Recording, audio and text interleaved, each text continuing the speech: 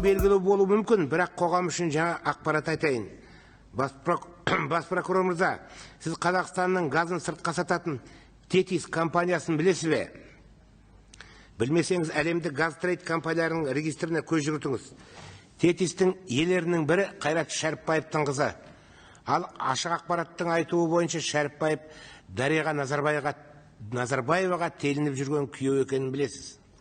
Міне осы Тетис фирмасы Қайрат Шәріпбаев басқарған мемлекеттік монополист Қазтрансгаз ұлттық компаниясын газын сыртқа сатып келген. Қазір журналист зерттеушілер соңғы 8 жылда бұл фирма Қайрат Шәріпбаевтың бақылауындағы IPL Contraction компаниясы арқылы батыс банкілеріне бірнеше миллиард доллар шығарғанын анықтады. Кейбір ашық ақпараттарда бұның мөлшері 20 миллиард доллар деп жүр.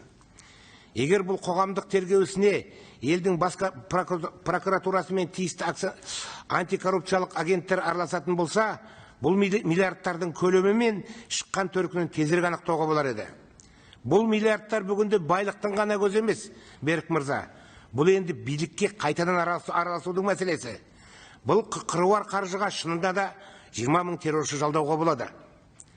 Бұл миллиардтар реваншистердің резерві екенін сіз жақсы білуіңіз керек, прокурор мырза. Екінші мысал айтайын. Мәселен, Швейцария өкіметі Ғалымжан Есеновтің есеп шотында орасан зор ақша жатқанын анықтады. Есеновтің күйеу баласы.